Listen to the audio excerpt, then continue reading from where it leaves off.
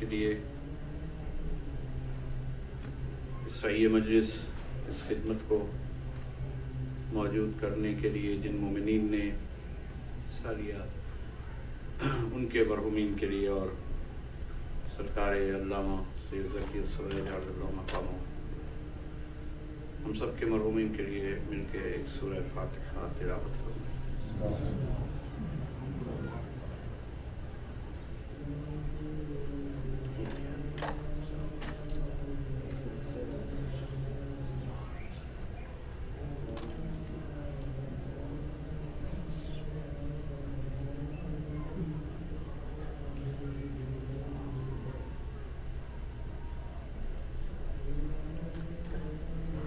حاجر ظہور کے لیے بآواز بلند صلوات۔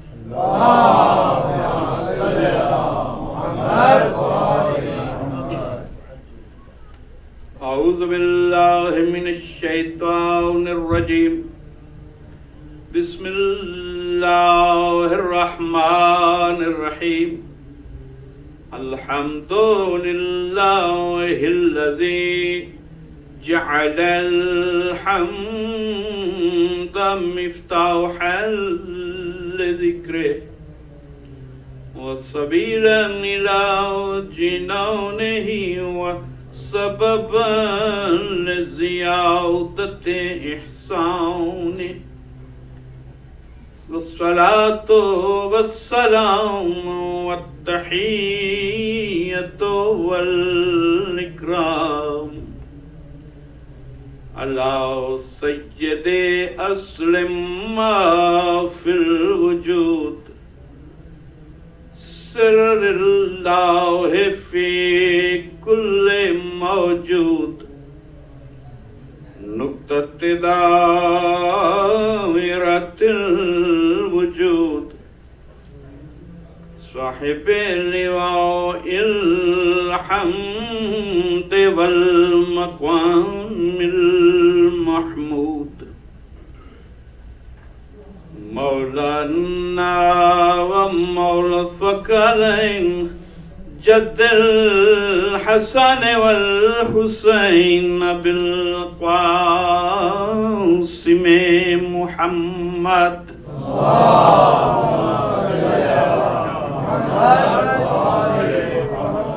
وآل بیتہ الطیبین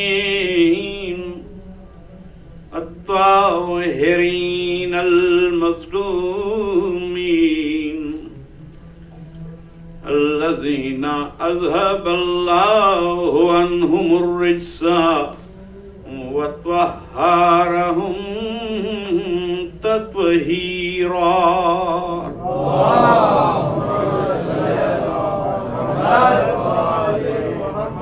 ولعنة الدائمة على أعدائهم أجمعين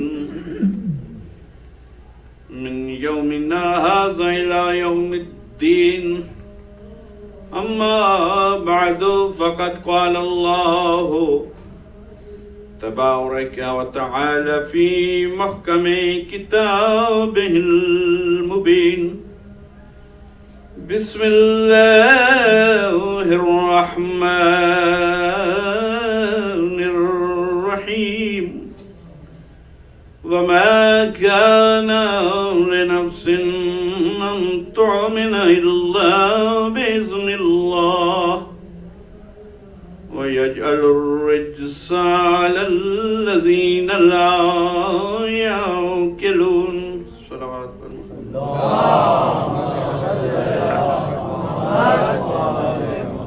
محترم، سلسلہ بسلسلہ گفتگو اس موضوع پہ کہ تعلیمات اسلام اور عقل،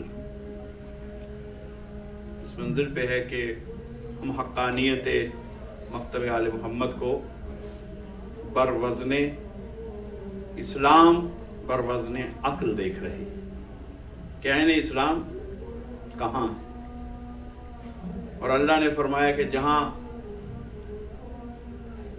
میری دعوت کو، دعوت ایمان کو،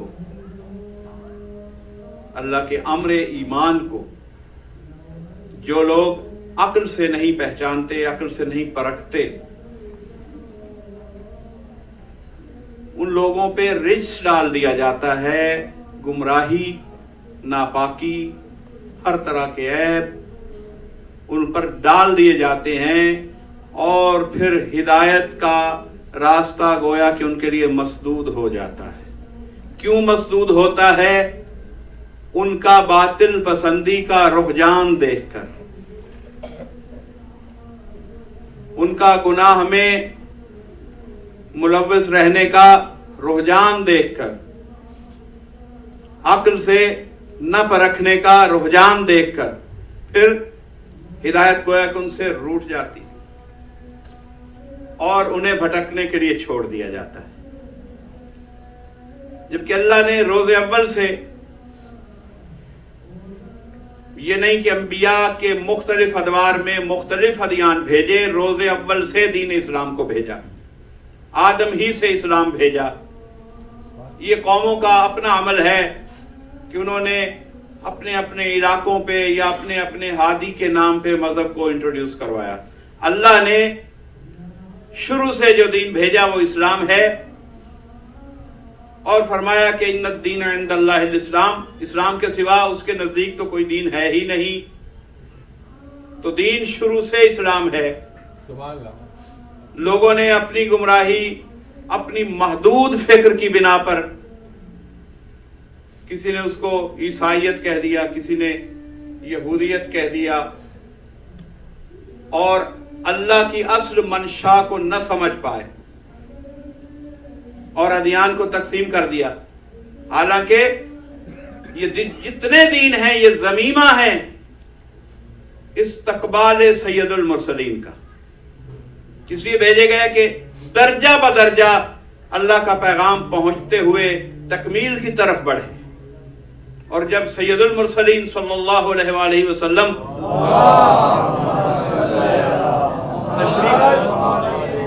تشریف لے آئے تو ماحول بن چکا ہو اور جناب رسالت مآب اس دین کو تکمیل کے مراحل تک معراج دے دیں، اور پھر جب حیات رسول میں 23 برس لگے دین کو مکمل ہونے میں، تبلیغی زندگی رسول کے 23 ایئرس، اس میں مکی زندگی بھی ہے، مکی اور مدنی زندگی بھی ہے۔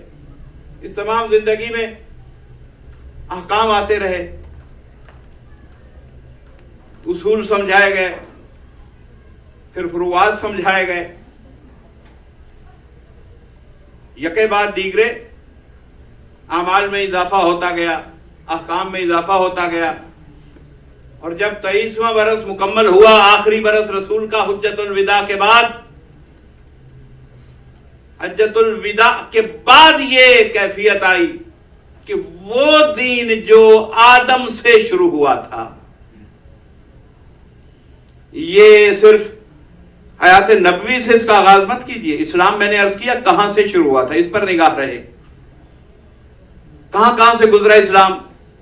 آدم سے شروع ہوا، نوح سے گزرا، ابراہیم، 1,24,000 انبیاء بنی اسرائیل، سب کے یہاں اسلام بھیجا اللہ نے۔ اور جب یہ مکمل ہوا تو کس کے عہد میں؟ سید المرسلین کے عہد میں، صلوات اللہ علیہ وآلہ۔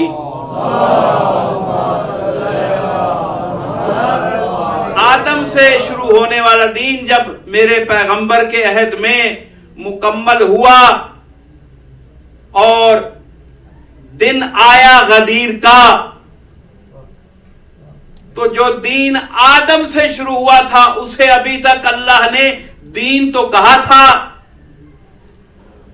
کوئی اپنی رضا کا سرٹیفکیٹ ابھی تک نہیں دیا تھا۔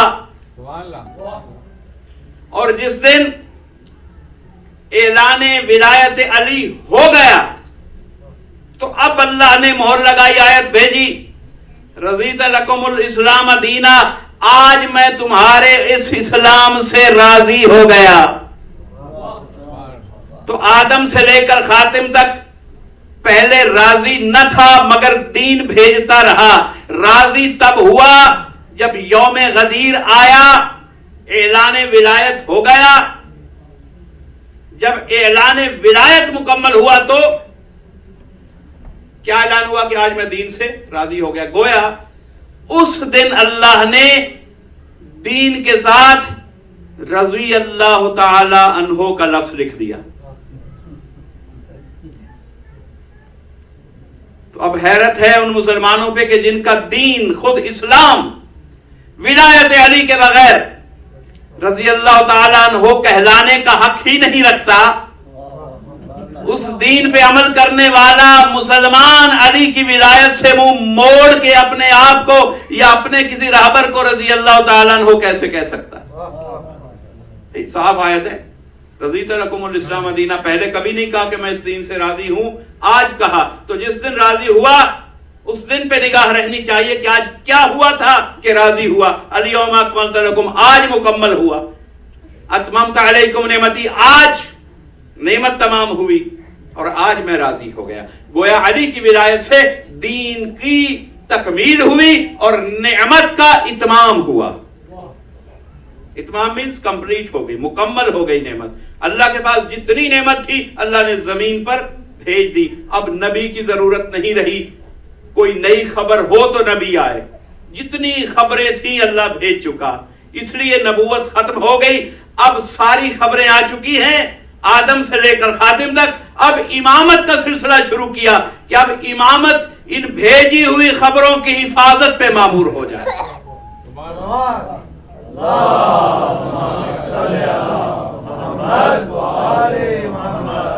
تو دین بھیجنے کا نام ہے رسالت, دین بچانے اور محفوظ رکھنے کا نام ہے امامت.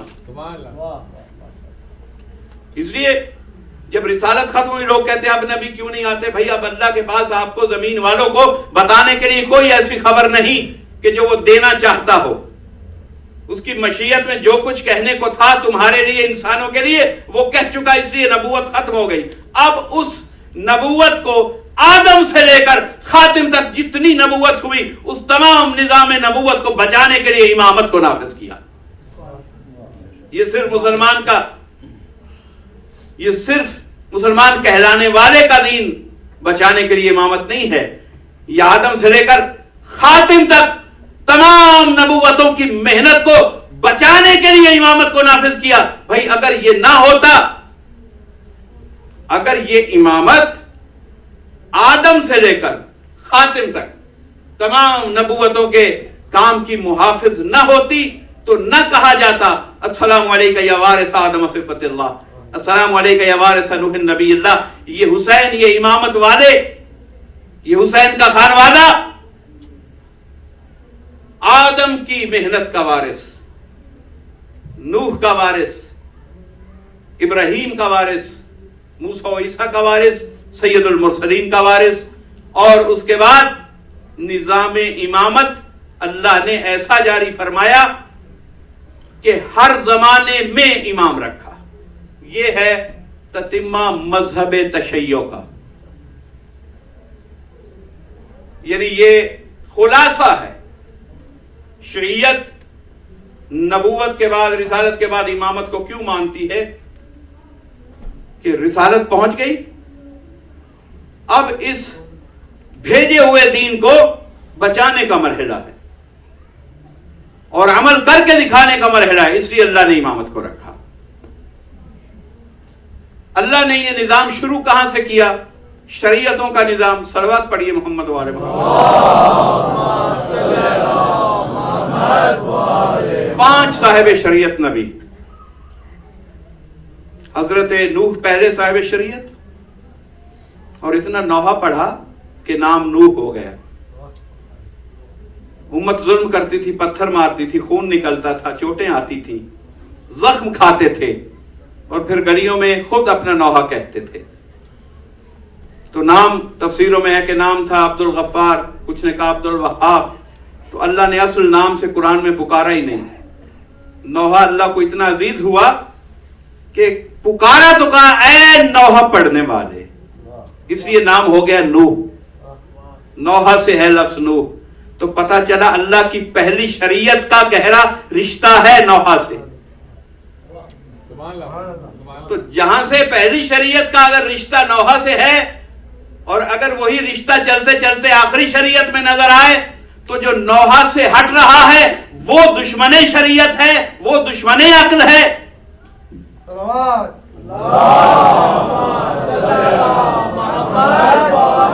جو نوحہ سے محبت کر رہا ہے اور تعمیر کر رہا ہے شریعتوں کی، وہ صاحب عقل ہے، وہ محافظ شریعت ہے۔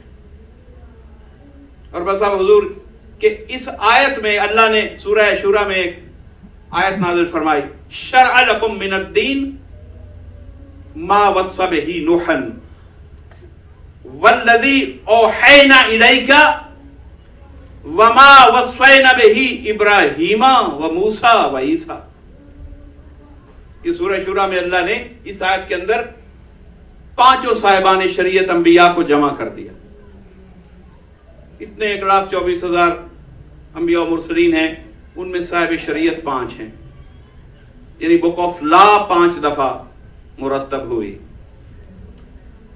قانون کی کتابیں 5 ہیں 1,24,000 میں، اور ان کے نام جن کے ناموں سے یہ کتابیں آئیں، نوح، ابراہیم، موسیٰ، عیسیٰ اور سید الانبیاء صلی اللہ علیہ وسلم۔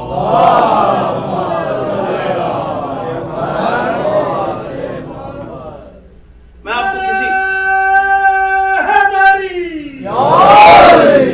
آپ کو اعلیٰ مطالب کی طرف، اعلیٰ مفہوم کی طرف لے کر جانا چاہتا ہوں، لیکن اسے اعلیٰ میری سوچ کے مطابق اعلیٰ رکھنے کے لیے مجھے آپ کے بولتے رہنے کی ضرورت رہے گی، تاکہ مجھے محسوس ہو کہ مندرجات، میرے بیانات، میری گفتگو آپ کی اعلیٰ سماعتوں تک پہنچ رہی ہے۔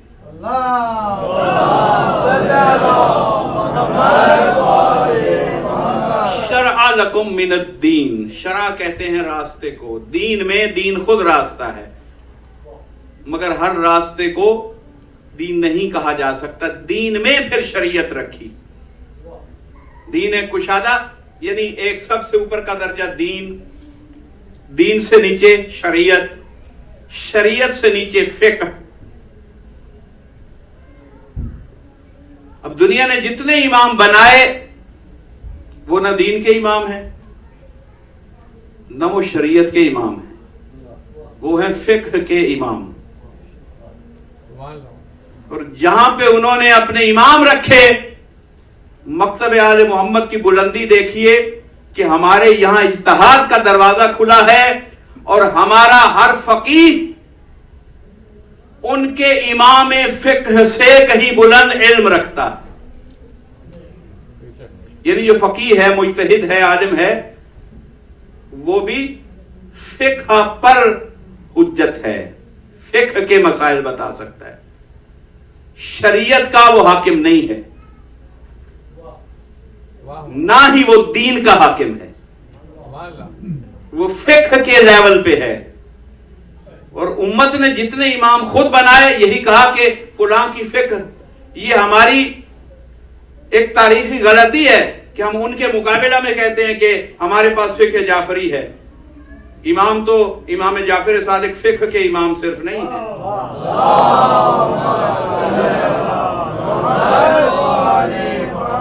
لیکن چونکہ جھوٹی فقہیں اس دور میں لائی گئی اپنے اپنے اماموں کے نام سے، اس لیے انٹروڈیوس کروانے کے لیے، ان کو رد کرنے کے لیے ہمیں بھی کہنا پڑا کہ ہماری فقہ کا نام ہمارے امام کے نام پر ہے، حالانکہ یہ فقہ محمدی ہے، یہ فقہ علوی ہے، یہ فقہ حسنی و حسینی ہے، یہی فقہ جعفری ہے۔ لیکن امام کا کام صرف فقہ کو کنٹرول نہیں کرنا ہوتا، جسے اللہ امام بناتا ہے وہ فقہ کا امام نہیں ہوتا، وہ شریعت اور دین کا امام ہوتا ہے۔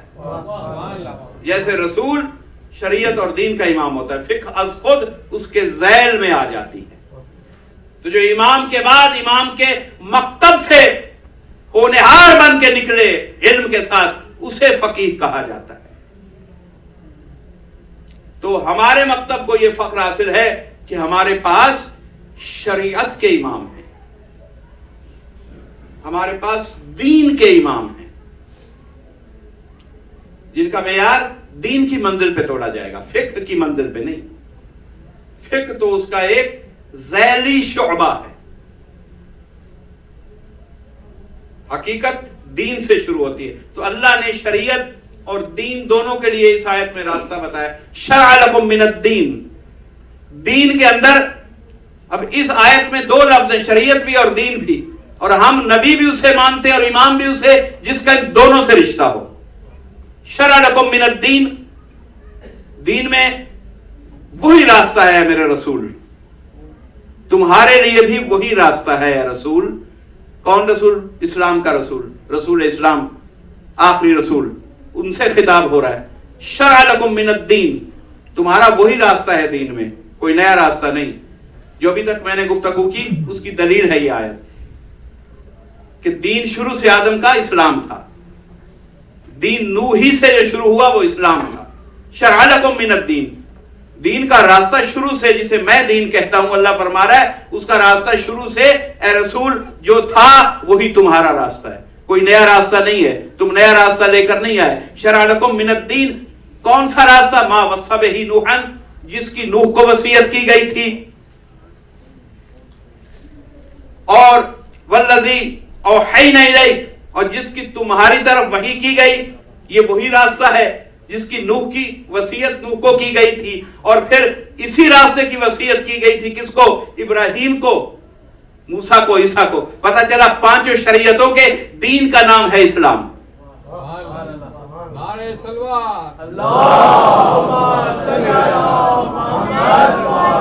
تو اب حجت قائم ہو گئی آیت سے کہ کسی صاحب شریعت کا دین اسلام سے باہر کا دین نہیں تھا. اب اللہ نے جب پہلی شریعت کا مالک بنایا جناب نوح کو، نوحہ پڑھنے والے کو، تو قرآن حکیم میں سورہ صافات میں یہ آیتیں ہیں جو آپ کی بارگاہ میں پیش کر رہا ہوں. ایک عجیب گفتگو ہوئی، سلام علی نوح فی العالمین. ایک مسلسل آیتوں کا سلسلہ ہے، اس میں سے چند آیتیں پڑھ رہا ہوں. سلام علی، پیچھے سے آ رہا سلسلہ، سلام علی نوح فی العالمین، تمام عالمین میں نوح پر سلام ہو. وَإِنَّا كَذَلِكَ نَجْزِي الْمُحْسِنِينَ، اللہ نے نوح کو محسن قرار دیا اور فرمایا کیوں محسن؟ کہ جس نے میرے نام پہ زخم کھائے، میرے نام پہ جس نے تکلیفیں اٹھائیں اور اکتایا نہیں بلکہ قربانی کو بڑھاتا چلا گیا. تو جو اس منزل پہ پیش کرے اپنے آپ کو، اللہ اسے اپنا محسن کہتا ہے. کذالک نجزی المحسنین، فرمایا کہ اور میں اپنے محسنوں کو ایسی ہی جزا دیا کرتا ہوں کہ اس کا زمانہ تو ختم ہو گیا لیکن میں نے اسے عالمین پر لائق سلام بنا دیا. یہ بدلہ احسان ہے. کذالک وَإِنَّا كَذَلِكَ نَجْزِي الْمُحْسِنِينَ. انہو، کیوں؟ پھر فرمایا تاکید، بار بار بتا رہا ہے مقام نوح کا. پہلے آپ یہ سمجھ لیں، پھر جو آخری ٹکڑا ہے آیت کا وہ پھر سمجھ میں آئے گا. آج جس کو حضرت نوح سمجھ نہیں آئے میری مجلس سمجھ میں نہیں آئے گی. صلوات پڑھیے.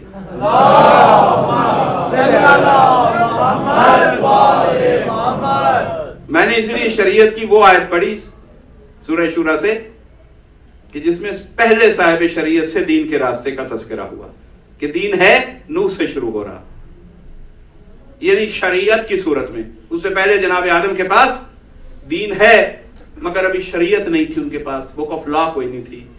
تو جہاں لا بھی آ گیا وہاں نوح سے شروع ہوا. شرع لکم من الدین ما وصى به نوحا، یہ وہی راستہ ہے جس کی نوح کو وصیت کی گئی.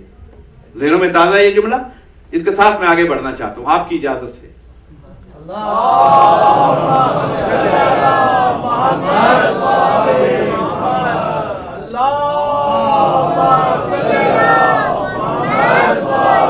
سلام علی نوح فی العالمین، ان پر سلام عالمین میں. اِنَّا كَذَلِكَ نَجْزِي الْمُحْسِنِينَ، ہم ایسی ہی جزا عطا کرتے ہیں اپنے محسنین کو کہ انہیں عالمین پر لائق سلام بنا دیتے ہیں. وہ اپنے زمانے میں محدود نہیں رہتے، وہ عالمین میں لائق سلام ہو جاتے ہیں جنہیں ہم محسن کہتے ہیں. یہ اللہ نے قانون دیا. كَذَلِكَ نَجْزِي الْمُحْسِنِينَ إِنَّهُ مِنْ عِبَادِنَا الْمُؤْمِنِينَ، وہ ہمارے مؤمن بندوں میں سے تھے.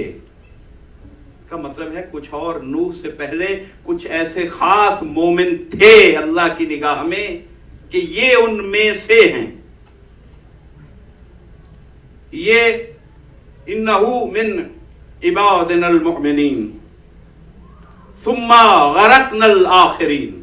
اور جنہوں نے، کیونکہ پیچھے سے تواتر میں تذکرہ آ رہا ہے، جنہوں نے اس نوحہ پڑھنے والے کا ساتھ نہیں دیا، جنہوں نے استہزاء کیا، مذاق کیا اس کے ساتھ، اس کو تسلیم نہیں کیا، اسے مانا نہیں، اس کے پیغام پہ لبیک نہیں کہی، ان کے ساتھ کیا کیا؟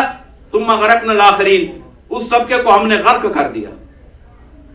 اور پھر فرمایا وَإِنَّ مِن شِيعَتِهِ لَإِبْرَاهِيمَ. اب نوح کو سب سے بڑی جزا کیا دی کہ اِنَّ مِن شِيعَتِهِ، نوح کے شیعوں میں ہم نے ابراہیم کو بھیجا. تو بھائی سبحان اللہ، واقعی کیا کس منزل تک بات آئی. اسلام دین تھا، اور اللہ نے فرمایا کہ دین کا وجود ہوتے ہوئے، لفظ اسلام ہوتے ہوئے، شرع لکم من الدین ہوتے ہوئے، اللہ نے جب نوح کا تذکرہ بلندیوں تک پہنچایا تو فرمایا وَإِنَّ مِن شِيعَتِهِ لَإِبْرَاهِيمَ، ہم نے ابراہیم جیسا نبی اس کے شیعوں میں بنایا. کس کے شیعوں میں؟ نوح کا شیعہ. تو ابراہیم کون ہے؟ شیعہ نوح. ابراہیم کون ہے؟ شیعہ نوح قرآن کی زبان میں. دیکھیے ابراہیم کا اپنا سٹیٹس کیا ہے؟ اللہ کے نبی بھی ہیں، صدیق بھی ہیں، رسول بھی ہیں، اولی العزم رسول بھی ہیں، خلیل بھی ہیں، صاحب امامت بھی ہیں، امام بھی ہیں. جتنے عہدے اللہ کے پاس تھے ابراہیم کو دے رہا ہے. اتنے عہدے دینے کے بعد ایک اور عہدہ دیا، اور یہ عہدہ اس آیت میں اللہ نے اناؤنس کیا کہ یہ میرا خلیل بھی ہے، میرا صدیق بھی ہے، میرا دوست بھی ہے، میرا نبی اور رسول بھی ہے، میرا نامزد کردہ امام بھی ہے، اور اس کی پہچان یہ ہے کہ یہ شیعہ بھی ہے. اور کس کا شیعہ؟ نوح کا شیعہ. تب نوح کا شیعہ جناب ابراہیم کون ہے کہ لفظ اسلام لفظی طور پہ جب دنیا کے سامنے لایا گیا تو وہ جناب ابراہیم سے اس کا آغاز ہوا. ربنا وجعلنا مسلمین لک. اور جناب ابراہیم و اسماعیل کی دعا کہ اے اللہ ہم دونوں کو اپنے مسلمین میں رکھنا. ملت ابیکم ابراہیم وَهُوَ سَمَّاكُمُ الْمُسْلِمِينَ مِنْ قَبْلِ. قرآن حکیم میں سورہ حج کی آخری آیت کہ یہ جو ملت ہے اب قیامت تک وہ ابراہیم کی کہلائے گی. تمام عالم عرب کو اس میں مخاطب کر لیا. قریب سے دیکھیں تو رسول سے گفتگو، وسط میں دیکھیں تو تمام مسلمان کہلانے والے. ملت ابیکم، یہ تمہارے باپ ابراہیم کی ملت ہے. وہ سماکم المسلمین من قبل، جس نے بہت پہلے سے تمہارا نام اسلام پر رکھ دیا تھا. یہ نہیں کہ آج جناب ابراہیم سے لفظ اسلام انٹروڈیوس ہو رہا ہے. اسلام آدم سے رہا ہے، لیکن لفظاً جب قوم کو بتایا گیا کہ اسے کیا کہہ کے پکارو، یہ لفظ آیا کب؟ جناب ابراہیم. یہ شرف دینا تھا ابراہیم کو کہ وہ خلیل تھے کہ وہ اس لفظ کو پہچانوائیں. ان کے پاس اتنے عہدے تھے، نبوت بھی تھی، امامت بھی تھی، وہ پہچانوائیں اس لفظ کو اور اپنی ملت کو پیغام دیں. تو اب حضور تھوڑی سی یہ گفتگو ایسی ہے کہ جب تک آپ کے اذہان عالی میں قرآن حکیم کے یہ نقطے نہ ہوں تو جو فضائل کے نقطے ہیں یا جو آسان فہم نقطے ہیں ان کے دامن میں میٹیریل بھرا نہیں جا سکتا. اس لیے میں پیش کرتا ہوں کہ آپ پہلے سے دیکھیں کہ بیک گراؤنڈ کیا ہے. بیک گراؤنڈ جب تک سمجھ نہیں آئے گا سامنے کی بات کمزور رہ جائے گی. تو حضور اس لیے اللہ نے اسلام بھی دیا شروع سے، کہلوایا، معروف کیا ابراہیم سے، اب ابراہیم کو مسلمان بھی کہا. اب بات آسانی کی منزل میں آ گئی. اب آپ میرے ساتھ تعاون کریں، چہروں کی حیرانی کم ہو جانی چاہیے.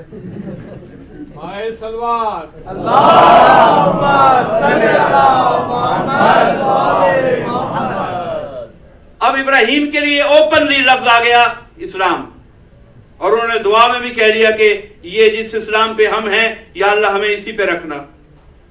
وَمِن ذُرِّيَّتِنَا أُمَّةً مُسْلِمَةً لَكَ، اور پھر ہماری ذریت میں بھی ایک امت مسلمہ کو قائم رکھنا. یہ ساری ابراہیم کی مقبول دعائیں ہیں، تبھی قرآن میں لکھی ہیں. ان میں کوئی رد ہونے والی دعا نہیں ہے. خلیل کی دعا اللہ رد نہیں کرتا، ہر دعا مقبول ہوئی.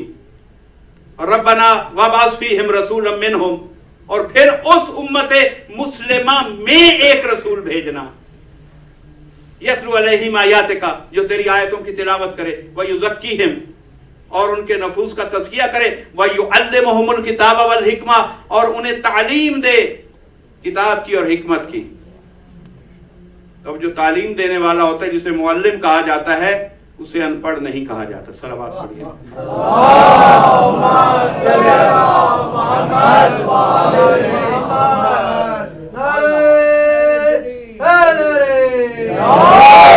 وَالَّذِي بَعَثَ فِي الْأُمِّيِّينَ رَسُولًا مِّنْهُمْ يَتْلُو عَلَيْهِمْ آیاتِهِ. پھر سورہ جمعہ میں ابراہیم کی دعا کی تکمیل کا جواب اپنی شان سے دیا. وہ صرف ابراہیم کے لفظ ہیں، اسماعیل کے لفظ ہیں.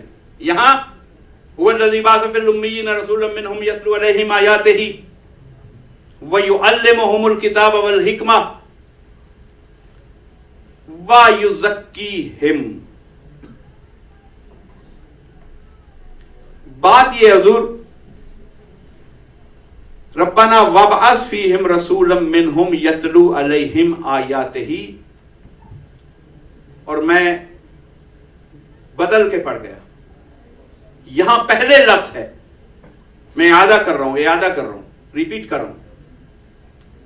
بعث فی الأمیین رسولا منہم یتلو علیہم آیاتہ ویزکیہم وَيُعَلِّمُهُمُ الْكِتَابَ وَالْحِکْمَةَ. یہ ترتیب یاد رکھیے.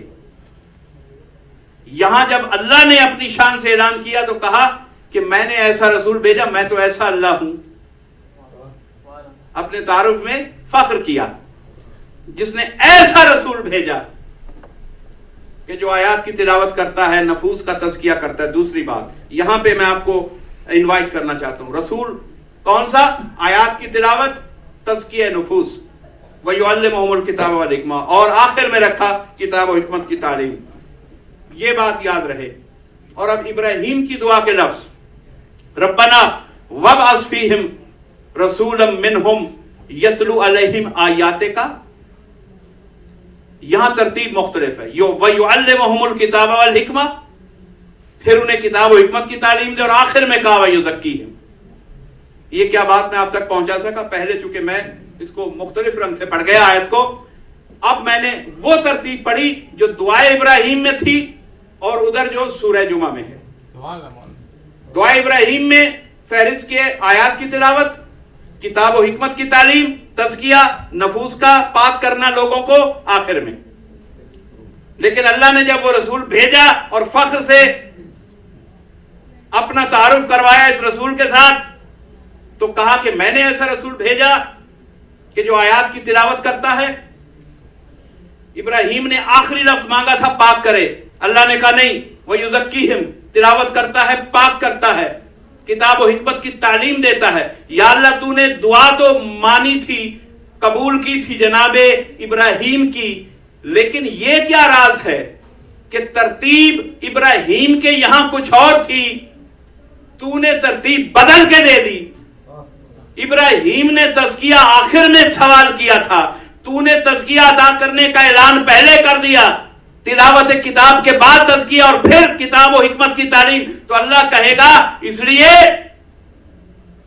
کہ میں تزکیہ نفس کرنے کی اہلیت کو اپنے رسول کی شان کو کتاب پر، حکمت پر قربان نہیں کرنا چاہتا تھا. اگر میں کہہ پایا کیوں؟ اگر میں تزکیہ ابراہیم کے کہنے کے مطابق آخر میں رکھتا تو پوری دنیا یہ سمجھتی کہ کتاب و حکمت کی تعلیم نے نفوس کو پاک کر دیا ہے. نہیں، میں بتانا چاہتا ہوں کہ کتاب و حکمت سے پہلے جو میرے رسول کے قریب آئے گا وہ اسے تزکیہ نفس دے دے گا. یہ میرے رسول کی شان ہے.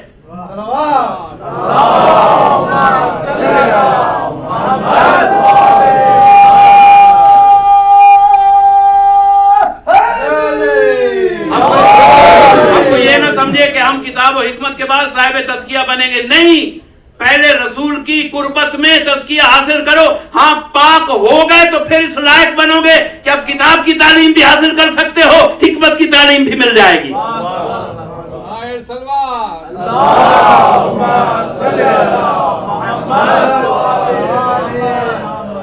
تو وہ بندے کی دعا تھی، وہ ذوالجلال کا فیصلہ تھا. اس نے کہا نہیں، میں اپنے رسول کی شان چھپانا نہیں چاہتا. میری کتاب بھی معزز ہے لیکن میرے رسول کی عزت کے طفیل معزز ہے. رسول ہے تو کتاب ہے. اور کوئی یہ نہ سمجھے کہ کتاب و حکمت اسے پاک کر دیں گے. نہیں، یہ تو ملیں گے ہی اسے جو پہلے رسول کی قربت میں تزکیہ لے لے گا. اور جو قرب میں بیٹھ کر بھی رجس رہا، نہ اس سے آپ کو کتاب کا علم مل سکتا ہے نہ حکمت کا علم. خبردار ایسوں کے پاس مت جانا کہ جنہیں صاحب تطہیر، وہ تطہیر والے ہیں تو آپ کو تزکیہ دیں گے. تو جو تطہیر والے کے پاس بیٹھ کے تزکیہ نہ پا سکے، نہ اسے عالم کتاب کہنا، نہ اسے صاحب حکمت سمجھنا. یہ تو ثمر ہیں تزکیہ پانے کا. تو جس نے رسول کی قربت کو سمجھ لیا، پا لیا، اس کی آیات تلاوت کے بعد ہی جو اس کی قربت میں چلا آیا اسے وہ صاحب تزکیہ کر دے گا. اب حضور بات ہو رہی تھی کہ اتنے منصبوں کے بعد جناب ابراہیم کو اللہ نے ایک منصب کے طور پہ کہا کہ اس کا ایک منصب یہ بھی ہے کہ وہ نوح کا شیعہ ہے. دیکھیے، ابراہیم کے لیے تو لفظ مسلمین تھا، مسلمین الگ، صاحب اسلام تھا، مسلمان کا لفظ اس کے لیے تھا. تو مسلمان کا لفظ ہوتے ہوئے یا اللہ شیعہ کیوں بتانا پڑا؟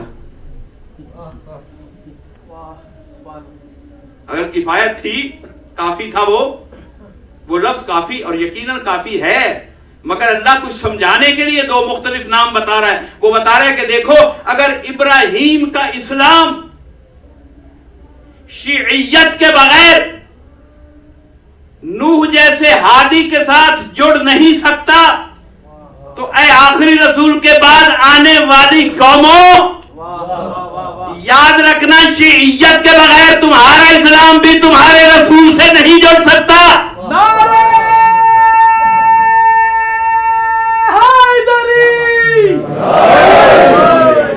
اس لیے کہا کہ نہیں، دین کا اپنا نام اسلام ہے، اس میں وہ مسلمان ہے، لیکن کس کے ہاتھوں سے دین اس تک پہنچا اس کے نام پہ وہ شیعہ ہے. تو اب ہم یہ دو چیزیں نہیں ہیں، شیعہ اور اسلام مختلف نہیں ہیں. ہمارا بھی دین اسلام ہے، لیکن ہم نے اسلام کس سے لیا؟ جس سے لیا اس کے نام پر ہم اس کے شیعہ کہلا رہے ہیں. جیسے ابراہیم اس اسلام کو نوح کے راستے سے لے رہے ہیں، تو اللہ نے کہا کہ تو یہ ابراہیم نوح کا شیعہ. تو پتہ چلا کہ انبیاء کے اسلام کو قرآن میں شیعیت کہا جاتا ہے. یہ میرے پاس دلیل ہے. انبیاء کا اسلام ہوتے ہوئے قرآن سے شیعیت کہلوا رہا ہے. تو اب عقل کا تقاضا کیا ہے؟ دیکھیے، یہ بھی ہماری عقل مندی ہے، عقل سے محبت ہے ہمارے مکتب فکر کی، کہ اس مکتب فکر کا نام بھی قرآن سے لیا گیا ہے، اور سوائے شیعہ کے کسی اسلامی مکتب فکر کا نام قرآن سے ثابت ہی نہیں. کیا دیوبندی لکھا ہوا ہے قرآن میں؟ طالبانی لکھا ہوا ہے قرآن میں؟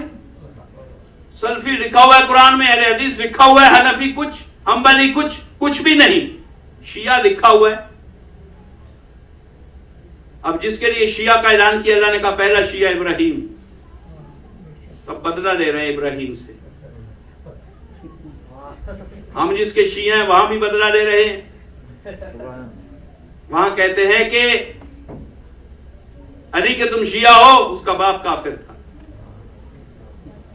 اور ابراہیم کے لیے بھی یہی معروف کر دیا کہ ان کے بابا کافر تھے. کہ لفظ شیعہ آئے تو انتقام کی آگ بھڑک اٹھتی ہے. چاہے اللہ کہے اس لفظ سے دشمنی ہے. تو جو نسبت کے لحاظ سے کہ اسلام کس کے وسیلے سے اس نے لیا، نسبت سے دیکھو تو شیعہ ہو. علی کے شیعہ، یا علی انت و شیعتک ہم الفائزون. رسول نے اعلان کیا اے علی، یہ نہیں کہا کہ سارے مسلمان فائزون ہیں. کیوں نہیں کہا؟ لایا تو اسلام تھا. پورے اسلام کی ذمہ داری ادا کرنی چاہیے تھی رسول کو. لیکن اسلام کے صاحبان اسلام کے لیے کوئی ایسی حدیث نہیں کہ ہر مسلمان کی نجات کا میں ضامن. کہا تو کیا کہا؟ یا علی انت و شیعتک ہم الفائزون. ہم قیامت کے دن اگر کوئی کامیاب ہے تو یا علی، یا وہ تو ہے یا تیرے شیعہ.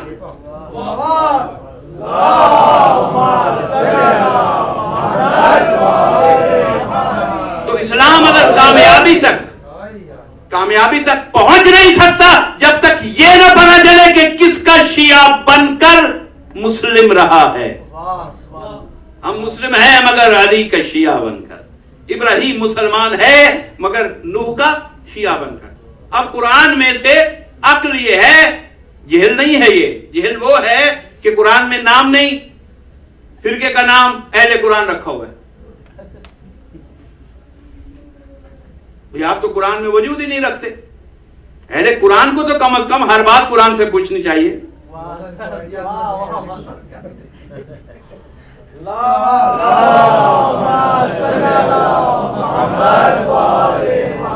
آئیڈیا دے رہے ہیں لیکن بہت دیر ہو چکی، آیتیں آنا ختم ہو چکی ہیں.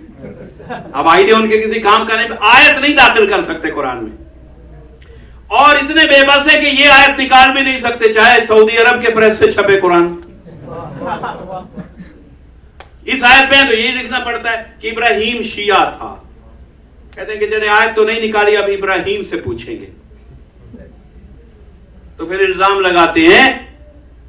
اور انہوں نے تو اپنی تفسیروں میں قصص القرآن میں یہاں تک لکھا کہ 3 بار ابراہیم نے جھوٹ بولا تھا. نعوذ باللہ من ذالک. برادر وہ بحث لمبی ہے. اسی قرآن میں جبکہ اللہ دعویٰ کر رہا ہے کہ اے ابراہیم تو میرے صدیق انبیاء میں سے ہے، تو میرے صدیق دوستوں میں سے ہے، تو سچے دوستوں میں سے ہے. اور انہوں نے کہا کہ نہیں، 3 بار جھوٹ بولا تھا. جب ستارہ دیکھا تھا قوم نے کہا تھا کہ میلے میں جانا ہے تو کہا نہیں مجھے تو بخار ہے. حالانکہ ابراہیم نے کہا تھا کہ دل نہیں چاہتا. بھئی یہ راز ہوتے ہیں سچوں کے. اب کسی کام پہ دل نہیں چاہتا، آپ نہیں جانا چاہتے تو دل میں ایک بیماری آ گئی، کہہ دیجئے بیمار ہوں.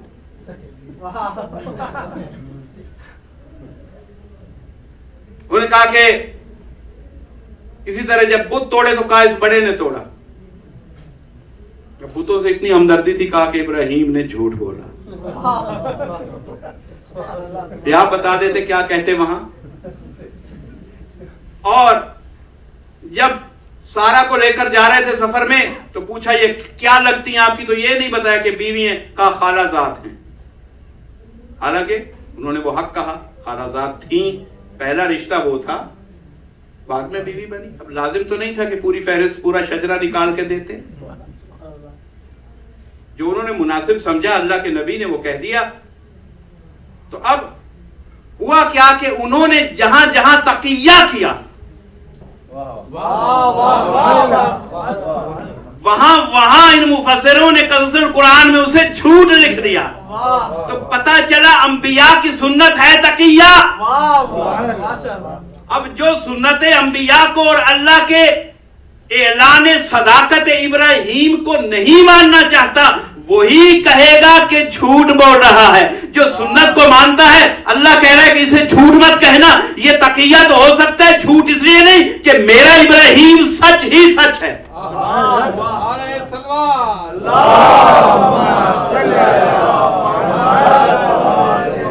اچھا قرآن میں آپ کا ایک نام آ گیا شیعہ. اب اسی قرآن سے منسوب سورہ طٰہٰ کی تفسیر میں صادق آل محمد امام جعفر صادق علیہ السلام نے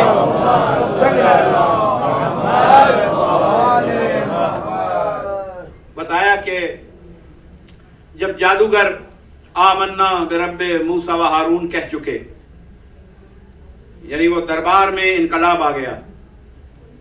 وہ جادوگر جو فرعون نے موسیٰ کے لیے اکٹھے کیے تھے، جناب موسیٰ کے معجزات دیکھ کر سمجھ گئے کہ ہمارا علم جھوٹا ہے اور یہاں علم عینی ہے، سچا علم ابراہیم کے پاس ہے. تو ایمان لے آئے. 70 لوگ تھے. امام کی کیا حدیث ہے؟ بہار میں بھی ہے، کافی میں بھی ہے کہ 70 لوگ جو فرعونی تھے پہلے، وہ موسیٰ پر بھی ایمان لے آئے اور ہارون کے موسیٰ کے بلا فصل خلیفہ ہونے پر بھی ایمان لے آئے. اب یہ موسیٰ و ہارون کا بلا فصل ہونا کچھ لوگوں کو شروع سے پسند نہیں آیا. اسی لیے رسول نے بھی کہہ دیا تھا، انہی کو جلانے کے لیے اعلان کیا. علی کو سامنے دیکھا، یا علی انت منی بمنزلت ہارون و من موسیٰ، تیری اور میری منزلت ہارون و موسیٰ جیسی ہے. اس کا مطلب یہ نہیں ہے کہ صرف محمد اور علی ہارون و موسیٰ بن گئے، موسیٰ و ہارون بن گئے. نہیں، پوری تشبیہ کا اطلاق ہوگا. جو محمد و علی موسیٰ و ہارون اپنے آپ کو کہہ رہے ہیں، تو موسیٰ و ہارون کے ارد گرد جو ماحول تھا اور جس نے ان کا انکار کیا تھا اور جس طرح سے ان کا انکار کیا تھا، بالکل ویسے ہی محمد کے بعد علی کا انکار ہونے والا تھا. وہ ساری تشبیہ کا اطلاق ہوگا. وہاں بھی فرعونیت تھی، یہاں بھی تھی. وہاں بھی بچڑا کشش کا باعث بنا، وہاں بھی کوئی سامری تھا، تو یہاں بچڑا اسلام میں خلافت بن گئی. خلافت کے بچڑے کی پوجا کے لیے جس نے اس پوجا کے لیے بلایا، اسی طرف چلی آئی قوم ہارون میں موسیٰ. ساری تشبیہات موجود ہیں. اب امام صادق نے کیا فرمایا کہ جب اس 70 انسانوں کے گروپ نے، اس گروہ نے جب فرعون کو چھوڑ دیا اور موسیٰ و ہارون کے ساتھ مل گئے، ایمان لے آئے، اس وقت فرعون نے اور فرعونیوں نے انہیں رافضی کہنا شروع کر دیا. رافضی جو چھوڑ جائے، رفض چھوڑ دینا. میں کہا کہ یہ ہمیں چھوڑ گئے. تو اب اتفاق کی بات ہے کہ شیعوں کو بھی دنیا میں 2 ہی ناموں سے پکارا جاتا ہے. یا ہمیں شیعہ کہا جاتا ہے یا ہمیں رافضی کہا جاتا ہے. شیعہ جو دوست ہیں وہ کہتے ہیں، یا ہم خود اپنے آپ کو شیعہ کہتے ہیں، یہ رسول ہمیں شیعہ کہتا ہے، یا علی ہمیں شیعہ کہتا ہے. اور رافضی جو ہمارے دشمن ہیں، جو ہم سے عداوت رکھتے ہیں، وہ کہتے ہیں یہ رافضی ہیں. تو اس سے کیا پتہ چلا؟ شیعوں کے 2 نام ہیں، ایک شیعہ، دوسرا رافضی. نام شیعہ کس نے دیا؟ اللہ نے دیا قرآن میں. قرآن کی بات ہے نا. وہاں کس کو شیعہ کہا تھا؟ اللہ نے کہا تھا، جس کو کہا تھا. اور رافضی، تفسیر قرآن میں ثابت ہوا کہ رافضی کا لفظ فرعون کی طرف سے آیا، شیعہ کا لفظ اللہ کی طرف سے آیا. تو پتہ چلا جو ہمیں شیعہ کہتا ہے وہ اللہ کی سنت ادا کر رہا ہے، جو ہمیں رافضی کہتا ہے وہ فرعون کی سنت ادا کر رہا ہے.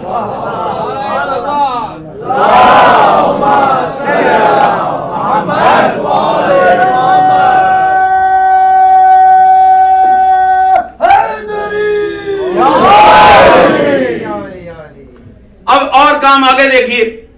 فرعون فرعون نے اسی گفتگو میں جناب موسیٰ کو پھر مخاطب کیا اور کہا کہ کیا آپ کافر ہو گئے؟ یہ عجیب بات ہے، مرکز ایمان کو فرعون نے کافر کہا کہ آپ کافر ہو گئے۔ امام فخر الدین رازی علیہ الرحمہ نے اپنی تفسیر میں لکھا، برادران اسلام کے مفسر، وہ کہتے ہیں کہ فرعون نے اس لیے موسیٰ کو کافر کہا تھا کہ فرعون نے یہ کہنا چاہا، کیونکہ وہ دیکھتا رہا کہ پلے تو میرے گھر میں، میرے قصر میں، محل میں پلے ہیں، مگر ہوا کیا کہ اب میرا انکار کر دیا۔ تو فخر الدین رازی کے لفظ بتا رہا ہوں، یہ لفظ خاص ان کے ہیں۔ انہوں نے کہا اصل میں بات یہ ہے کہ موسیٰ واقعی رہتے تو فرعون کے محل میں تھے، لیکن اپنا اللہ سے رشتہ اور موسیٰ ہونا چھپاتے تھے اور تقیہ کرتے تھے۔ یہ بات جناب مولانا فخر الدین رازی نے لکھی کہ موسیٰ اس لیے اس نے کافر کہا کیونکہ موسیٰ تقیہ کر کے رہ رہے تھے، اور چونکہ تقیہ کے سبب وہ پہچان نہ سکا، جس دن پتہ چلا اس لیے اس نے کافر کہہ دیا۔ تو یہاں ایک اور بات کا پتہ چلا کہ اپنے عہد کے مرکز ایمان کو کافر کہنا فرعونوں کی پرانی عادت ہے، اور تقیہ کرنے والوں کو بھی فرعون اور کچھ نہ کہیں تو کافر ضرور کہتے ہیں، جو بھی اپنے ایمان کو چھپائے اس کو فرعون کافر کہتے ہیں۔ تو اب بس یاد رکھیے، یہاں سے یہ نقطہ سمجھ میں آئے، صلوات پڑھیے محمد وآل محمد۔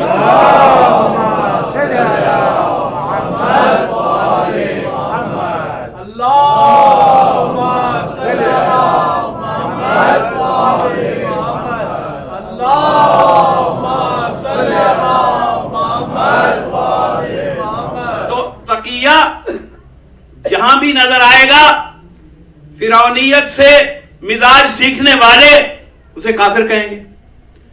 تو ایک بات واضح ہو گئی کہ فرعونوں کا کسی مرکز ایمان کو کافر کہنا اس کے کافر ہونے کی دلیل نہیں ہے، کافر کہنے والے کے فرعون ہونے کی دلیل ہے۔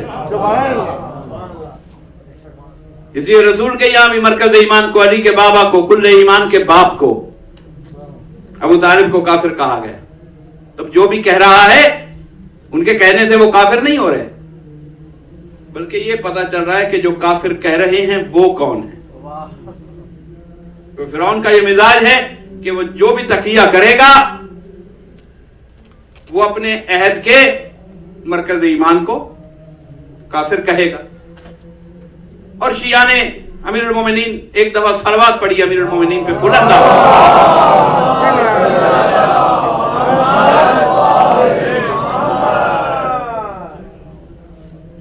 تو پتہ چلا کہ شیعہ کو رافضی کہیں گے، اور شیعہ کا جس سے رشتہ ہوگا وہاں کفر کا فتویٰ لگے گا۔ یہ قرآن کے اسباق ہے، یہ میں سب کچھ قرآن سے پڑھ رہا ہوں، وہاں سے ثابت ہے تو کہہ رہا ہوں، ذمہ داری ہے۔ اب دیکھیے، کسی کے کہنے نہ کہنے سے فرق نہیں پڑتا، کسی نے کچھ کہہ دیا اس سے فرق نہیں پڑتا، کہنا اور ہے، ہونا اور ہے۔ کسی کا کہنے سے ہو جانا اور ہے، صرف کہہ دینا اور ہے۔ بھائی فرعون نے کافر کہا تو کیا موسیٰ کافر ہو گئے؟ تو کہنا اور ہے، ہونا اور ہے۔ اب گزشتہ برس کسی فرعونی نے یزید کو رضی اللہ تعالیٰ عنہ کہہ دیا، تو میں نے کہا کہنا اور ہے، ہونا اور ہے۔ رضی اللہ تعالیٰ عنہ کہہ دیا کسی نے تو بھئی مجھے حیرت نہیں ہوئی۔ کیوں حیرت نہیں ہوئی؟ یزید جیسوں کو رضی اللہ تعالیٰ عنہ کہا جا رہا ہے۔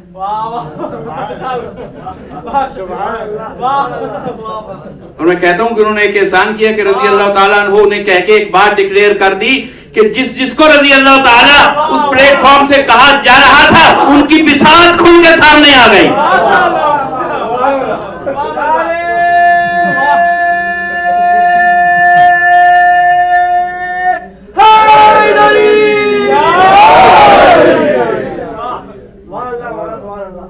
لیکن مجھے حیرانی ہوئی کہ شیطان کو پھر بھی کچھ نہیں کہا. یزید تک ترقی کر لی رضی اللہ تعالیٰ کہنے کے بھی شیطان کو رضی اللہ تعالیٰ عنہ نہیں کہا. اگر آپ کمپیئر کریں تو یزید زیادہ قابل نفرت ہے یا شیطان؟ اب میں آپ کو تھوڑا سا، یزید جو ہے وہ صرف عبادات کا منکر نہیں ہے، صرف شریعت کا مذاق نہیں اڑا رہا. یزید کردار میں بھی پست ہے، نہ رشتوں کا احترام، نہ حلال و حرام کا احترام. یعنی وہ کافر تو ہے، ساتھ ساتھ فاسق بھی ہے. کافر کیسے ہے کہ وہ کہتا ہے کہ نہ کوئی وحی آئی تھی نہ کوئی فرشتہ آیا تھا، تو جو وحی اور فرشتے کا انکار کر دے وہ کافر ہو جاتا ہے اسلام کی تعلیمات کے مطابق. اور اس کے یہ اشعار مکتب شیعہ میں موجود نہیں ہیں، ادب کی تمام کتابوں میں، عربی ادب میں یہ موجود ہے کہ یزید نے سر حسین کو دیکھ کر کہا تھا نہ کوئی وحی آئی تھی نہ کوئی فرشتہ آیا تھا. یہ بنی ہاشم نے اپنی حکومت رچانے کے لیے ڈھونگ بنایا تھا. تو آج میں نے بدلہ لے لیا، سر حسین کو دیکھ کے کہتا ہے. تو جو وحی کا انکار کر رہے، جو فرشتے کے آنے کا انکار کرے، اس نے رسالت کا انکار کیا، تو جو رسالت کا منکر ہوا ابھی تک اسے رضی اللہ تعالیٰ کہا جا رہا. سبحان اللہ. اور ادھر ابلیس، بھائی ابلیس کافر تھا، اللہ کی ایک حجت کا اس نے انکار کیا، وہاں سے کافر ہو گیا. لیکن کافر ہونے کے باوجود فاسق نہ تھا، بھائی اس نے سجدہ کرنا نہیں چھوڑا تھا، نہ ہی اس نے نمازوں کے خلاف کوئی مہم چلائی تھی، نہ ہی اس کی جیب سے شراب برآمد ہوئی تھی. بھائی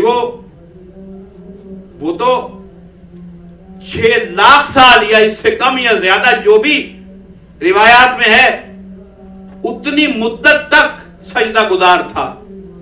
اور اس نے کہا تھا میں قیامت تک حالت سجدہ میں رہوں گا، مجھے سجدہ آدم سے مستثنا کر دے. تو اللہ نے کہا تھا نہیں، تو عبادت کو سمجھ نہیں سکا، مجھے عبادت ویسی نہیں چاہیے جیسی تو چاہتا ہے، عبادت وہ ہوتی ہے جو میں چاہتا ہوں. سجدے نہیں چاہیے، مجھے اپنی رضا چاہیے جیسے میں چاہوں. تو حضور وہ فاسق نہیں تھا، وہ صرف کفر کر رہا تھا، خلیفہ کا انکار. لیکن یزید صرف کافر نہیں، فاسق بھی تھا. ایک طرف کفر کر رہا تھا، اسلام کا مذاق اڑا رہا تھا، دوسری طرف فسق و فجور میں مبتلا تھا، ہر حرام کو حلال سمجھتا تھا. تو اب مجھے یہ بتائیے، 2 گناہوں والا کافر بھی ہو اور فاسق بھی ہو، وہ ملت کی نگاہ میں رضی اللہ تعالیٰ عنہ ہو جائے تو پھر اس ملت کی بہت بڑی زیادتی ہے شیطان پر.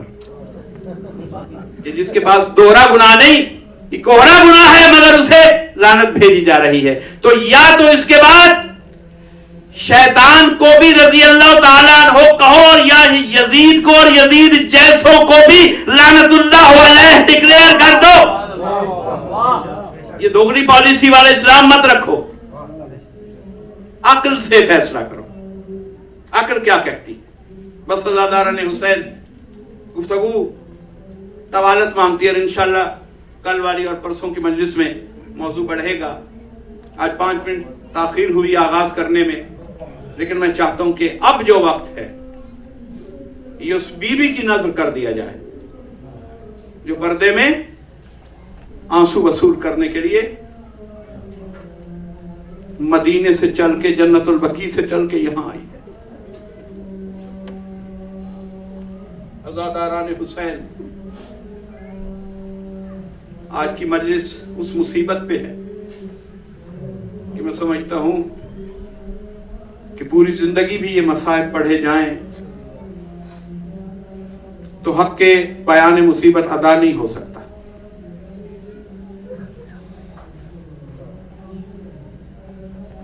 جب کربلا میں وارد ہوئے علی اکبر کون ہے؟ علی کا مطلب بھی بلند اور اکبر بھی اللہ کا نام، علی بھی اللہ کا نام. جب اللہ کے دو نام مل جائیں تو علی اکبر بنتا ہے.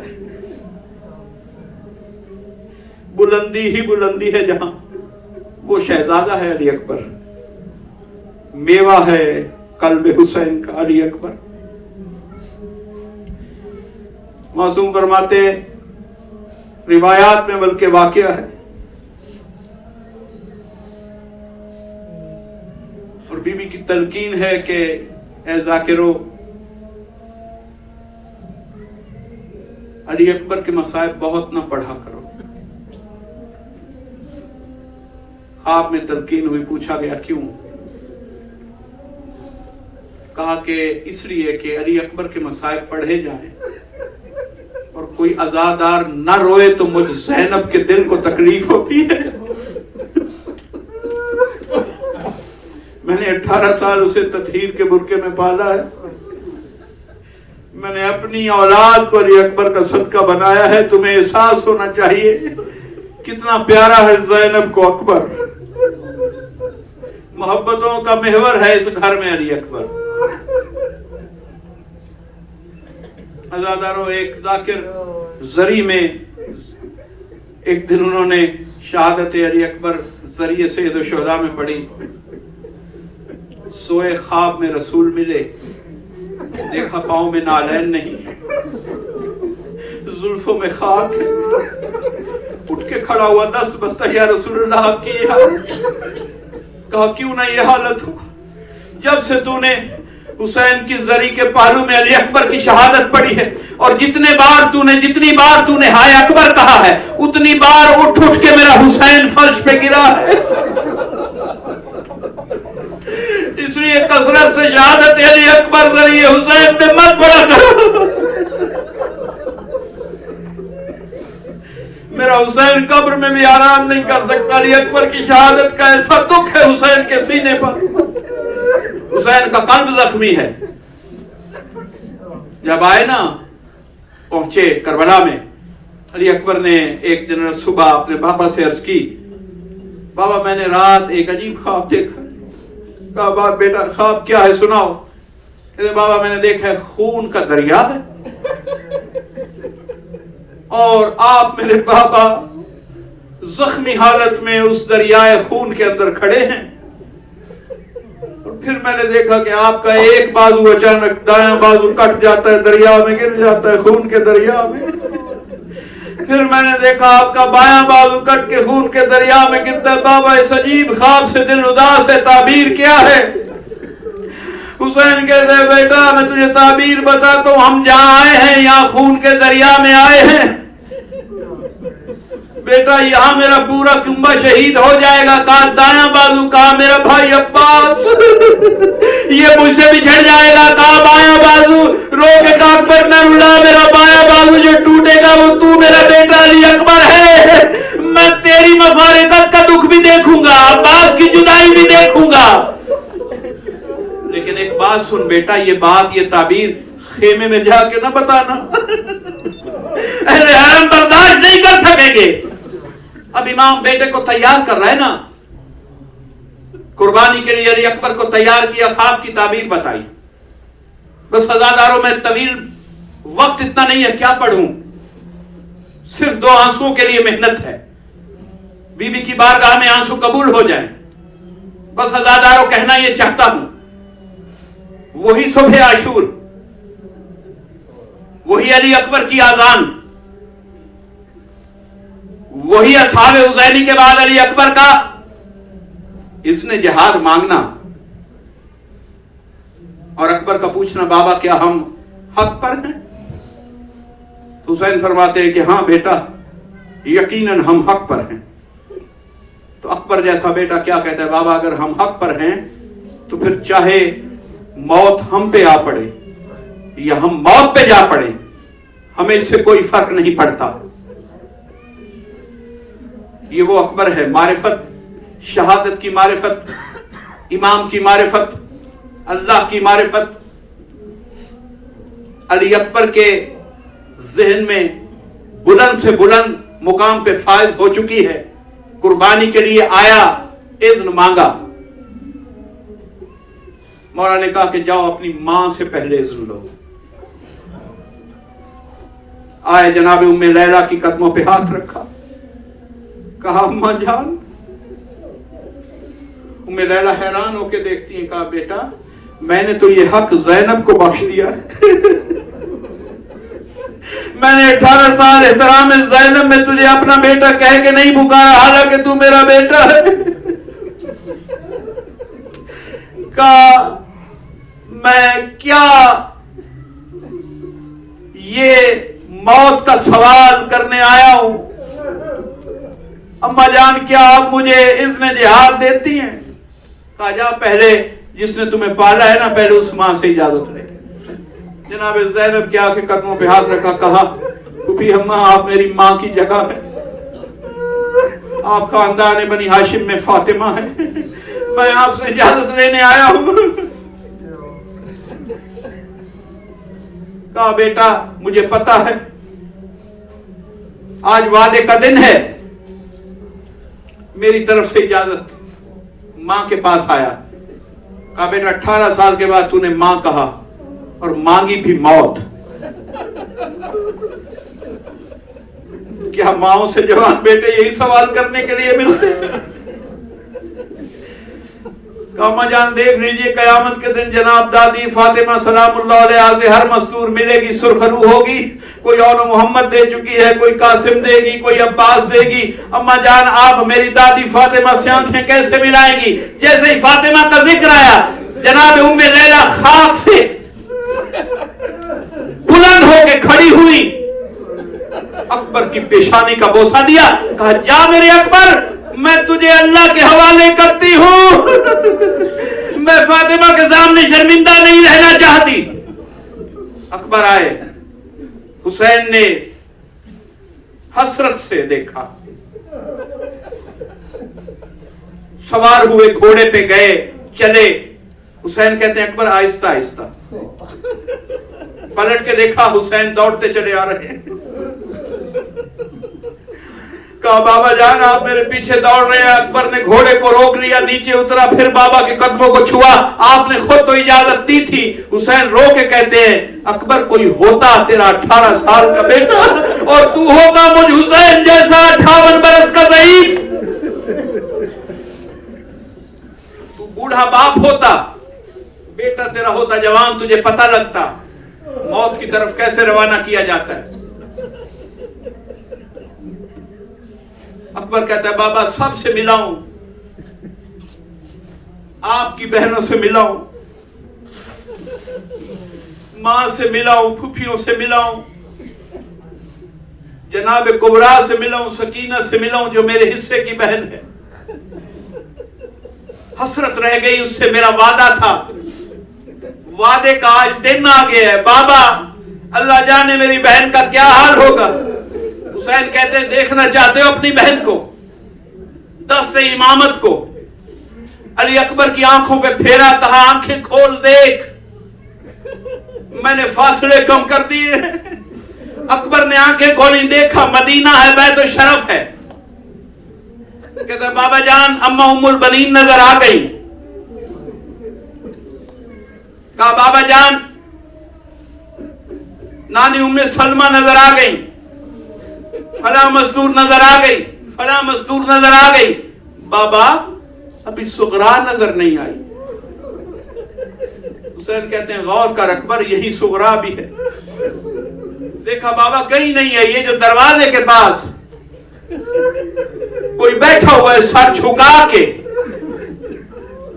لیکن میری صغرا تو کم سن بہن ہے، مجھے اس بیٹھی ہوئی مستور کے بال سفید نظر آ رہے ہیں۔ حسین کہتے ہیں نر اللہ اکبر ہماری ہماری ماں فاطمہ کو مصائب نے 18 سالوں میں اس کے بال سفید کر دیے تھے، ہمارے فراق نے اس معصوم بچی کے بال ابھی سے سفید کر دیے ہیں۔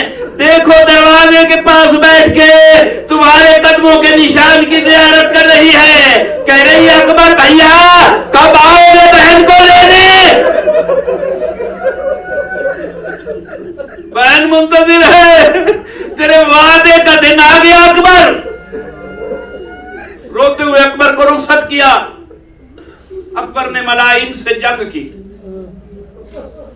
قوم اشقیاء میں ایک دفعہ تہلکہ ہوا، جو اس لشکر کے بوڑھے تھے طرف کے کہتے ہو تلواریں روک لو، ایسا لگتا ہے کہ اب محمد خود اپنی جوانی لے کر میدان میں آ گیا ہے۔ ہمیں تو محمد لگتا ہے، اور حسین نے تو کہہ کر یہی بھیجا تھا بار الہ گواہ رہنا ان اللہ اصطفیٰ آدم و نوحا، یہ آیت پڑھی تھی سورہ آل عمران کی جب اکبر کو ودا کیا تھا، اور کہا تھا اللہ گواہ رہنا اسے بھیج رہا ہوں جو شبیہ میں، صورت میں، کردار میں، سیرت میں، گفتار میں، کردار میں، رفتار میں، ہر چیز میں تیرے حبیب محمد کی شبیہ ہے، اسے قوم اشقیاء کی طرف بھیج رہا ہوں۔ بس ازادارو وقت بہت کم ہے، 2 آنسوں کے لیے محنت کر رہا ہوں۔ علی اکبر کو بھیجا جنگ کی، نیزہ لگا، اشقیاء کو قتل کیا اکبر نے، گھیرا گیا، نیزہ لگا، زین ذوالجناح سے رہوار سے جب گرا نا اکبر، بابا کو آواز دی یا ابتے ادرکنی یا حسین۔ ازادارو راوی سے پوچھا گیا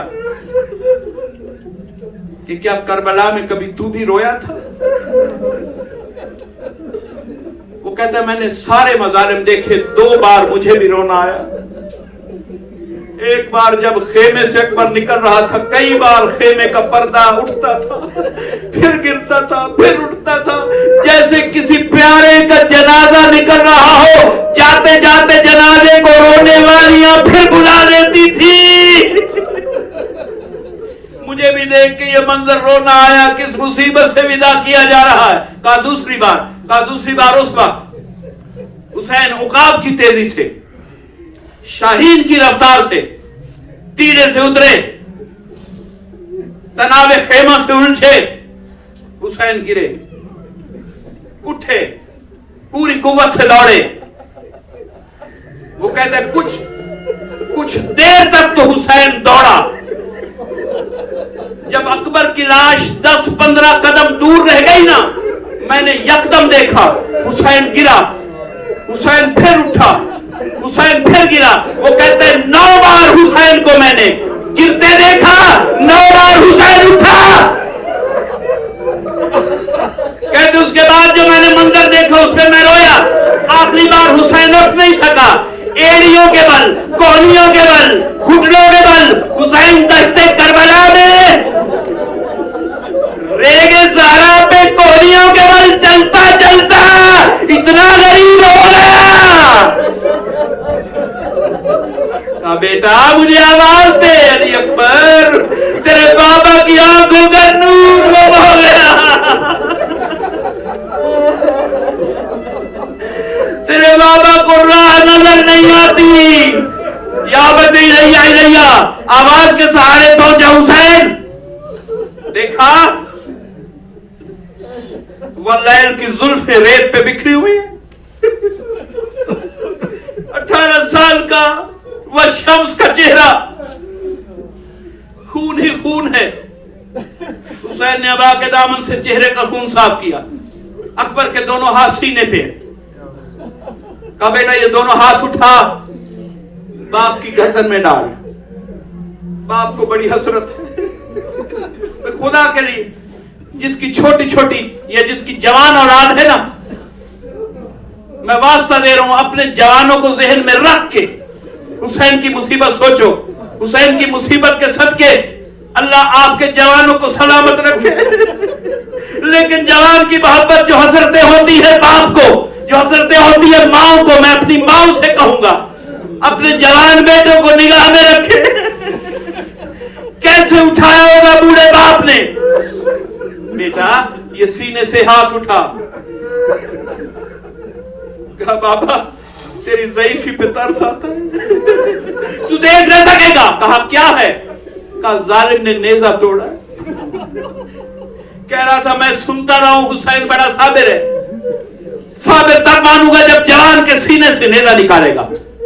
हुसैन ने कहा अच्छा अकबर ऐसी बात नहीं है, देख इस वक्त मेरे चारों तरफ 1,24,000 अंबिया की रूहें मौजूद हो चुकी हैं। वो दादा इब्राहिम खड़ा है, वो आदम खड़े हैं, वो नूह खड़ा है, ये मेरा नाना मोहम्मद मुस्तफा है, ये मेरा बाबा अली मुर्तजा है, वो इब्राहिम है, वो इस्माइल है। मैं इब्राहिम करबला हूं, तो इस्माइल करबला है। देख ले, फिर कहा है दादा इब्राहिम देख लो, आज मेरी आंखों में पट्टी कोई नहीं, मेरे हाथों में लर्जा नहीं। उस टूटे हुए नेज़े को हुसैन ने एक मुकाम से पकड़ा, यारी मदद कहा। अरे सिर्फ नेज़ा नहीं निकला, अकबर के कलेजे के टुकड़े ज्यादा गए। अकबर ज़मीन करबला पे तड़पा। हुसैन ने, अकबर मैं ज़ईफ़ हूं, तू जवान है, मैंने जैसे दूसरे लाशें उठाए तेरी लाश नहीं उठा सकता, मेरी मदद कर। जवान बेटे बूढ़े बाप की मदद के लिए होते हैं बाबा, बेटा मदद कर। कहा बाबा मैं हाजिर हूं, इस वक्त क्या मदद कर सकता हूं। आखिरी सांसें अकबर की, कैसा कर, अपने दोनों बाजू उठा, मेरे गर्दन में डाल। मैं तेरी लाश को हाथों पे नहीं उठा सकता, मेरे सीने से अपना सीना मिला, तेरे बाजू मेरी गर्दन में हो, मैं तुझे उठा के लेकर चलूंगा। ये बात गलत है कि हुसैन से वजन नहीं उठता था अकबर का, इसलिए आवाज दी कि बच्चों बनी हाशिम के बच्चे आओ, अली अकबर के कदमों के नीचे हाथ दो। हुसैन ने पुकारा, क्यों? जब लेकर चले देखा हर 4 कदम के बाद अकबर की कमजोरी बढ़ रही है, अकबर का दम टूट रहा है, कभी ये हाथ गर्दन से निकलता है, कभी वो हाथ गर्दन से ढिलक जाता है। हुसैन फिर रुकते हैं, गर्दन में बाजू डालते हैं, सीने से सीना मिलाते हैं, माथे पे बोझ भी लेते जाते हैं। ओ मोहम्मद की छवि, ओ मेरे नाना की तस्वीर, अलग दुनिया बाद कलफा, तेरे बाद खाक है इस दुनिया पर। बच्चों को बुलाया, कहा है बच्चों बनी हाशिम के बच्चों, अली अकबर की कामत ज्यादा है, इसके हाथ मेरी गर्दन से निकल जाते हैं, ये बार बार जमीन करबला को इसके कदम चूमते हैं। ऐसा करो, इधर से मैंने उठा रखा है, कदमों के नीचे तुम हाथ दे दो। बच्चे आए, लाशा को मक्तल में पहुंचाया, बस हज़ादारों बीबियां आ गई, कहा कि शबीह रसूल की ज़ियारत कर लो, शबीह रसूल का मातम कर लो। एक एक बीबी आई, जनाब ज़ैनब आ गई, जनाब कुलसूम आ गई, गिरिया शुरू हो गया, मातम शुरू हो गया। वाह मुहम्मदा, वाह हुसैना, वाह अकबरा की सदाएं बुलंद हो रही हैं। अचानक देखा हुसैन ने, सारी बीबियां हैं, अली अकबर की माँ उम्मे लहरा नजर नहीं आती। जनाब फिजा से कहा जाओ अकबर की माँ को भी बुला के लाओ, अकबर की मां को बुलाओ। गई अकबर की मां के खेमे में, देखा मातम कुना हालत में मुसल्ले पे बैठी। वालिदा मेरी कुर्बानी कबूल कर लेना। का बीबी उठो, इमाम ने बुलाया कि जियारत कर लो, आखिरी जियारत अली अकबर की। अल्लाहदारों जब हुक्म मिला ना इमामत का, बड़ी मुश्किल से लैला खेमे की गर्म रेत से उठी, एक तरफ चली तनाबे खेमा से टकरा गई, उधर से लौटी पर्दे से टकरा गई, उधर से लौटी दूसरी दीवार से टकरा गई। फिजा हाथ पकड़ के कहती है बीवी चलती क्यों नहीं, टकरा क्यों नहीं है? कहती है चलती तो हूँ लेकिन आंखों में बीनाई खत्म हो गई है, मुझे रास्ता नजर नहीं आता। है मेरे अकबर को, है मेरे अकबर को सीने में बर्छी लग गई। अरे मेरी आंखें इस काबिल नहीं कि मैं रास्ता देख के तवज्जुह अला लानतुल्लाह अलल कौम। मातम हुसैन बारे लाइन रोती हुई आंखों का वास्ता, हम सबको हुसैन की इस अजीम कुर्बानी का वास्ता, हम सबको हमारे जवानों की राहतें और आफियत नसीब करना अली अकबर के सदके में, उनको अली अकबर का मुहिब और मातमी रखना। हमारे जवानों को या इलाहुल आलमीन मोहम्मद वाले मोहम्मद के रास्ते पे चलने की तौफीक इनायत फरमा। हमारे जवानों को सलामती इनायत फरमा। आज़ादारों को, मातमियों को तमाम मुसीबतों से, शर्र आदा से दुनिया के हर मुकाम पे महफूज मामून रख। इत्ते पाकिस्तान में आज़ादारी को दहशत गर्दी से महफूज फरमा। बार इलाहा अपने दुश्मनों और हुसैन के दुश्मनों के हाथ तोड़। बार इलाहा तुझे वास्ता हुसैन की गुर्बत का हमारी जितनी दुआएं हैं मुस्तजाब फरमा। हमारी हाजतें और आरज़ुएं पूरी फरमा। ज़ियारत कब्र हुसैन नसीब फरमा। अल्लाहुम्मा जअलना इंदका वजीहन बिल हुसैन अलैहिस्सलाम फिद दुनिया वल आखिरा। हज़रत हुज्जत के ज़हूर में ताजील फरमा। हमें मौला के नासरीन में शुमार फरमा। बीमारों को शिफा इनायत फरमा। बे औलादों की झोली में अली अकबर के सदके सारे औलाद डाल दे। बार इलाहा तू हय्यो कय्यूम है, तू मुसव्विर है, तू शाफी है, तू काफी है। हम तुझे तेरे औसाफ का वास्ता देते हैं और तेरी इन आयतों का वास्ता देते हैं, उन 72 लाशों का वास्ता देते हैं जो करबला के मक्तल में पड़ी हैं, और हुसैन अकेला एक एक लाश को देखता है हसरत से। या अल्लाह तुझे हुसैन की हसरतों का वास्ता हमारी तमाम नेक हसरतें पूरी फरमा दे।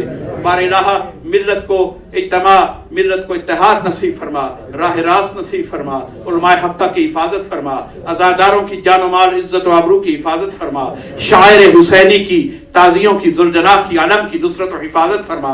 नामूस को सलामत रख। या अल्लाह हमारे ईमान में इजाफा फरमा। मवद्दत व मारिफत अहले बैत में हमारी मंजिलें बुलंद फरमा। हमें शर्र मुकस्सिरीन से महफूज रख। हमें दूसरी नास्बी कुव्वतों के शर से महफूज रख।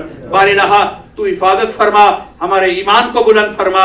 और बार इलाहा हमारे जितने सयाहत हैं तुझे हमारी इस पुरसादारी का वास्ता, इस आज़ादारी का वास्ता, इस आते हुए और जाते हुए मुहर्रम का वास्ता, हमारे तमाम सयाहत बतुफ़ैल मुहम्मद व आले ताहिरीन या इलाहुल आलमीन मुआफ़ फरमा दे। अल्लाहुम्मा सल्लि अला मुहम्मद व आले मुहम्मद व अज्जल फ़रज। कुछ बीमारों ने बिलखुसूस मेरे ज़िम्मे लगाया, या अल्लाह उन्हें शिफा कुल्ली फरमा।